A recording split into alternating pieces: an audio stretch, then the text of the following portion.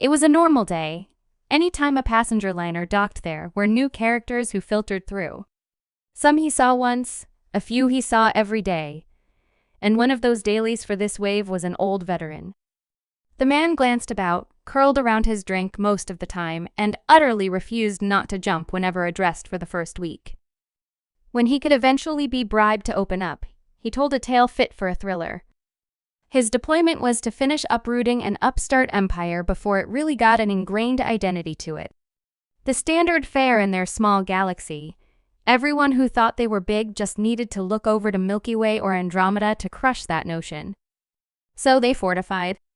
When some wayward commander took a price of industry and planted a different flag, it was standard practice to surround them and slowly inch inward.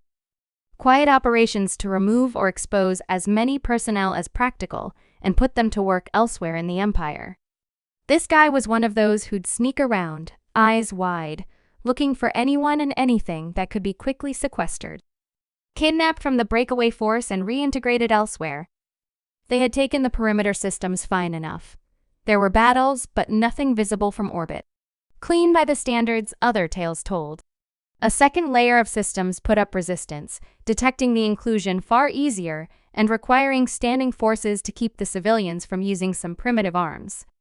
Fighting happened, not in set battle lines but in counter incursions.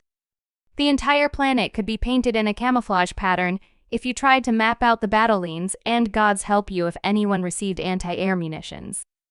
Nara, the apparent escapee, had been a third-wave soldier, received via capital ship, to the most consistent stronghold the Empire had on the one planet he was working in. Local commanders instilled a sense of always being watched, to always speak in codes and never salute or honor your superiors. Then he'd gone and lasted long enough to find out why. Sometimes they'd disappear.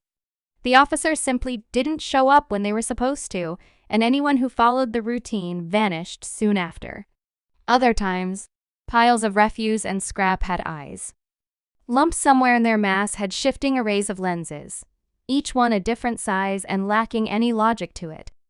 You could see dozens on a patrol and never would they move unless you moved on them. Any scrutiny would be repaid by a projectile from another direction, fired past or into you with no discernible source. Violence would be met in turn as the creature within roused in a hail of concussive blasts and turned the nearest offenders into wet confetti. Then the others along that street would rouse. Battles started that way were chaotic and vicious. The skies blotted out with acrid smoke and ash like a volcano went off. Shadows of ships, both sleek and timorously bloated, would bring that smoke down onto them until everyone was done shooting. The bodies of these assailants, these plants, the observers, were sometimes collected for examination. It was known they had 4 limbs and a torso all of comparable length, with a head on top, and that the hiding ones were always different to each other and the ones who came out to fight. But any time they'd been taken back to base, they either disappeared with the transport or vanished from inside the base. No piece of their gear, nor part of their underlying body was ever captured beyond the smallest, most insignificant fragments. So no one knew what was under all that. Their kit became their skin in the eyes of everyone on the ground. A great loose hide of nylon and ballistic putty that bleed iron blood and sparked with static power, dropped over ivory bones and rubber muscle. Great scabs of blocky plastic instruments burst with electrolyte in fighting and collected great piles of debris in peace. The only sign that one was around being a steady thump, almost imperceptible, long humid breaths that made the whole city fog up, and a random assortment of lenses and windows with no logic or sense to them. Watching your every move.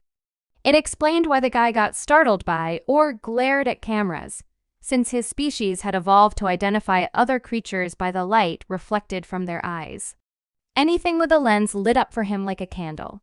Evolution taught him to recognize pairs and accept singles. Nara's ritualings had the whole bar trying to figure out what the things could be, who they might be from, but nothing came back. It had the whole bar wondering what sort of third party had gotten involved. As for the man himself, he was on the planet for a whole year. Dozens of battles, caught in streets choked with soot and ozone, only to see every familiar face vanish or be torn away.